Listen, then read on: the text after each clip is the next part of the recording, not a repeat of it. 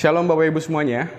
Sebentar lagi di bulan Januari 2021 pada tanggal 13 sampai tanggal 15 kita bersama-sama sebagai keluarga jemaat akan melaksanakan pemilihan majelis jemaat.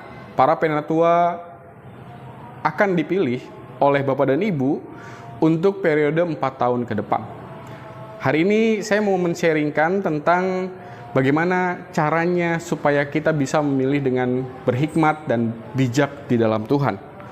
Yang paling pertama adalah Bapak dan Ibu, kalau misalnya Bapak dan Ibu kemarin ikut proses pemilihan presiden, kita juga sudah diwanti-wanti untuk ayo berdoa, berhikmat gitu ya dalam memilih. Maka tidak jauh berbeda dengan pemilihan para anggota majelis jemaat di periode yang baru nanti.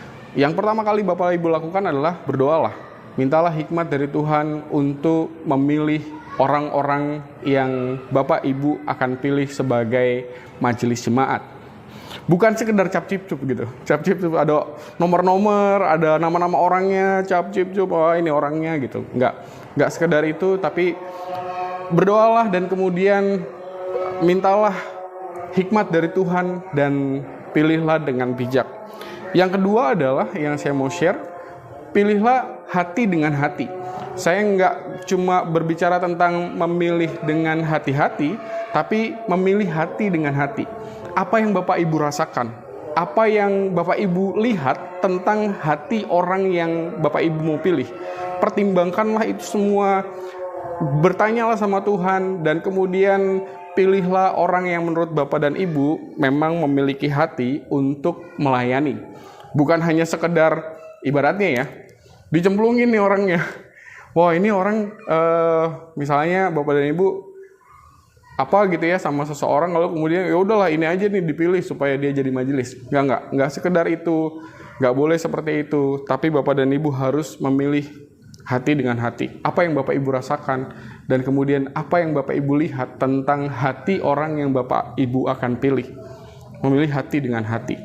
Bukan hanya sekedar memilih hati-hati, tapi memilih hati dengan hati. Karena sepanjang 4 tahun ke depan, bagaimana gereja kita berkembang, bagaimana gereja Tuhan di GKP Tangerang dan pos pelayanan di Curug berkembang dan bertumbuh, akan ditentukan dimulai oleh pilihan Bapak dan Ibu. Dan selanjutnya yang ketiga adalah kita tahu bahwa nggak ada tuh yang namanya orang yang sempurna. Kalau Bapak dan Ibu melihat tentang kriteria-kriteria yang diberikan oleh tata gereja atau bahkan ayat-ayat Alkitab yang berbicara tentang penatua atau apa, kita tahulah bahwa semua orang berharap menjadi lebih baik lagi di dalam Tuhan. Tapi di dalam pemilihan majelis jemaat, kita tahu bahwa ada banyak ketidaksempurnaan di dalam pribadi-pribadi. Maka yang saya mau ajak adalah, mari kita lihat apa yang menjadi kerinduan orang-orang, dan Bapak Ibu melihat kerinduan itu, maka Bapak Ibu bisa memilih orang yang betul-betul memiliki kerinduan, kemauan untuk melayani. Dan itu bisa dilihat. Maka tidak ada orang yang sempurna, tetapi ketika didukung dengan baik, maka disitulah tugas kita sebagai keluarga jemaat. Bukankah kepemimpinan di gereja adalah kepemimpinan kolektif, kepemimpinan bersama, bukan hanya kepemimpinan 1-2 orang. Dan kepemimpinan kolektif itu adalah mewakili kepentingan bersama kita. Maka tidak ada orang yang sempurna, yang ada adalah bagaimana kita mendukung siapapun orangnya yang ada di dalam kemajelisan nanti dengan sebaik mungkin.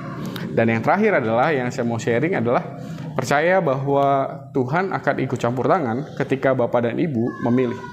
Tuhan akan membimbing, Tuhan akan memberikan hikmat, sehingga tepat pada waktunya nanti kita akan bersama-sama melihat apa yang Tuhan sediakan bagi kemajuan gereja Kristen Pasundan di Jemaat Tangerang.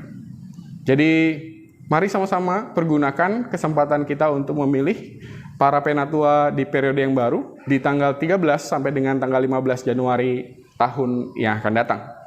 Selamat memilih, selamat menentukan, dan selamat bersama-sama membangun dan semakin menumbuh kembangkan kehidupan keluarga jemaat di GKP Tangerang dan juga pos pelayanan Curug.